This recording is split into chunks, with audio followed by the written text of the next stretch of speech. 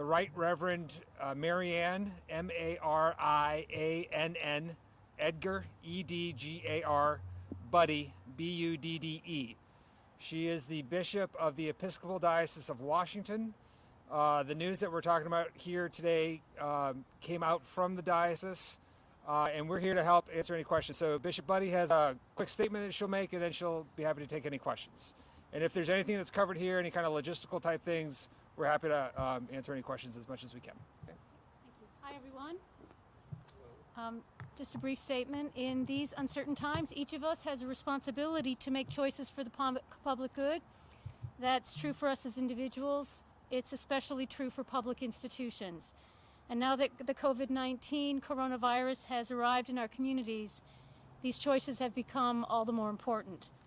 Today, in consultation with our presiding bishop, Michael Curry, Dean Hollerith at Washington National Cathedral, and with many others, I've made the difficult decision to direct that all public worship services and normal parish operations be canceled within the Episcopal Diocese of Washington, and that parish buildings be closed for 2 weeks, effective Thursday, March 12th, the end of business tomorrow. On March 25th, we will assess the situation, and my hope is to reopen for Sunday services on March 29th. There are two particular exceptions to this. One is we have many parish schools, day schools, and preschools, and I will allow those schools to make their decisions based on the information that is given to them. Also, we have many ministries that serve the most vulnerable populations of our communities, particularly people who are experiencing hunger and homelessness, and those ministries will continue. We will err on the side of compassion, but we want to make sure that our volunteers and all who come to receive those necessary services are safe. Now, as a diocese, we've been closely monitoring the spread of the virus throughout Washington and Maryland, and the most recent recommendations from civic and public health leaders. Two things are now clear. Social distance is needed to stop the spread of the virus, and the populations most at risk are highly represented in our congregations and among our clergy. And my priority is the health and safety and well-being of our people, with particular concern for the most vulnerable, but it is also our collective responsibility as Christians to be good neighbors and to do our part to protect the social fabric upon which so many lives depend. Now, my goal in canceling services and providing virtual options for worship in the diocese is to free up the time and energy of clergy and lay leaders so that they can assess the pastoral needs of their communities and tend to those, and then to focus our energies outward so that we can reach out to our civic partners and do what we can to be of service to the wider communities. And as an option for worship, because we're not stopping to be the church, we're going to have all kinds of virtual possibilities available that are already being planned or will be planned.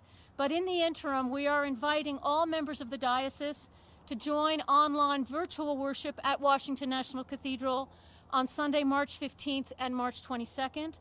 Our presiding Bishop Michael Curry will preach on the 15th, and I will preach on the 22nd, and all of those worship services can be accessed on the Cathedral website or Facebook page.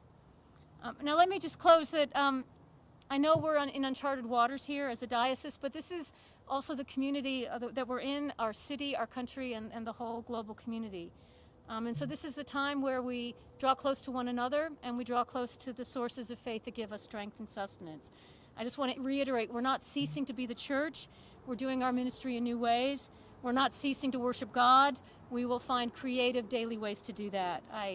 And I want to close by expressing my gratitude to the clergy and lay leaders of this diocese for their resilience, creativity, and willingness to serve, our public and civic leaders for their tireless efforts, and the assurance of our prayers for all who are affected by this.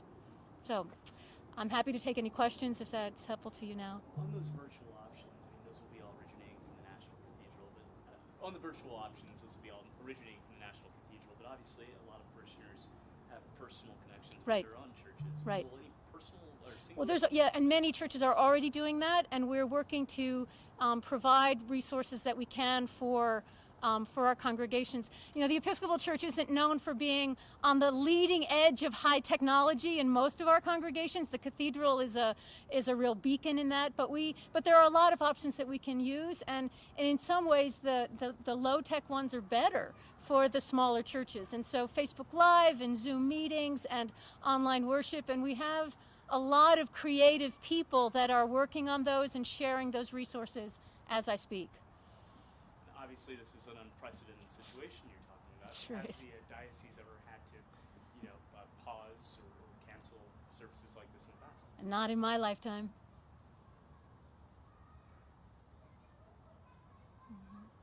Any other questions? Were there any other events taking place at the National Cathedral that were affected? Oh yeah, lots. There will be lots of events affected by this. And we're just taking in the magnitude of that now. But there are all sorts of ways that the cathedral is used for gatherings, and so daily tours, events, all of that. And that's true not only at the cathedral, but in other congregations as well. I recognize the significant cost of this, both human and spiritual, financial, but that's not unique to us. Every institution and organization is experiencing this. The church is no different. And again, as I'm saying, we're trying to do our part to minimize social contact and the spread of the disease, and to keep vulnerable populations safe. Okay? Any other questions? Okay, I really appreciate you taking the time. Thank you so much.